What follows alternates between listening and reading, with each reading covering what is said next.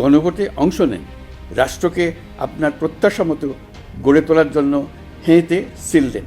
আসসালামু আলাইকুম। আগামী 12 ফেব্রুয়ারি জাতীয় নির্বাচনের পাশাপাশি অনুষ্ঠিত হবে বহুল আলোচিত গণভোট। এদিন হা ভোটকে জয়ী করতে ইতোমধ্যে সরকার ও রাজনৈতিক দলগুলো ব্যাপক প্রচারণা শুরু করেছে। এমনকি প্রধান উপদেষ্টা মোহাম্মদ ইউনূসও গণভোটে হাকে জয়ী করতে জনগণের প্রতি অনুরোধ জানিয়েছেন। কিন্তু প্রশ্ন হলো, গণভোটে হা জয়ী হলে জনগণ কি পাবে? আসুন এ প্রশ্নের উত্তর জেনে নেই। সঙ্গে আছে আমি আশরাফুল ইসলাম রানা। শেখ হাসিনা রাষ্ট্র কাঠামো ভেঙে ফেলেছেন এমন দাবি নিয়ে ডক্টর ইউনূসের সরকার সংবিধান, সরকার সহ নানা বিষয়ে ব্যাপক সংস্কার করতে চায়, যার প্রধান উদ্দেশ্য ভবিষ্যতে আর যেন কেউ শেখ হাসিনার মতো স্বৈরাচার না হতে পারে।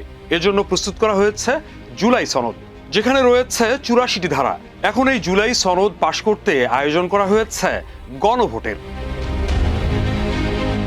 সরকার ও আওয়ামী লীগ বিরোধী রাজনৈতিক দলগুলো বলছে, গণভোটে হা পরাজিত হলে দেশে আবারও ফ্যাসিবাদ কায়েম হবে। মানে শেখ হাসিনার মতো আবারও কেউ একতরফাভাবে দেশ পরিচালনা করবেন। আর হা জয়ী হলে পাল্টে যাবে পুরনো শাসন ব্যবস্থা। গত 2 জানুয়ারি প্রধান উপদেষ্টার ফেসবুক পেজে গণভোটে হা এবং না ভোট নিয়ে একটি লিফলেট প্রচার করা হয়। এর শিরোনাম দেওয়া হয়েছে, গণভোট 2026 সংসদ নির্বাচন, দেশের চাবি আপনার হাতে। গণভোট সচেতনতা কার্ডে বলা হয়েছে, আপনি কি এমন বাংলাদেশ চান যেখানে তত্ত্বাবধায়ক সরকার, নির্বাচন কমিশন ও সরকারি কর্ম কমিশন গঠনে সরকারি দল ও বিরোধী দল একসাথে কাজ করবে? গণভোটে হ্যাঁ ভোট মানে তত্ত্বাবধায়ক সরকার ও নির্বাচন কমিশন গঠনে সরকার ও বিরোধী দল একসঙ্গে কাজ করবে। সরকারি দল ইচ্ছে মতো সংবিধান সংশোধন করতে পারবে না।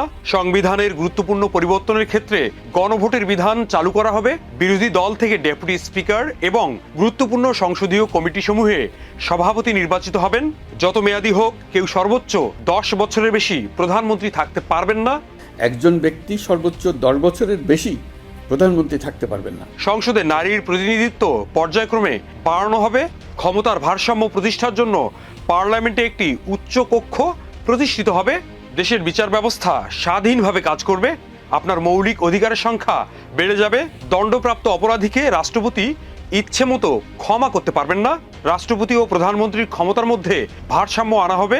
ক্ষমতার ভারসাম্য রক্ষায় পার্লামেন্টে একটি উচ্চ কক্ষ গঠিত হবে। লিফলেটের নিচে আরো বলা হয়, হা ভোট দিলে উপরের সবকিছু পাবেন, না ভোট দিলে কিছুই পাবেন না। মনে রাখবেন, পরিবর্তনের চাবি এবার আপনার হাতেই। নতুন বাংলাদেশ গড়ার চাবি এখন আপনার হাতে।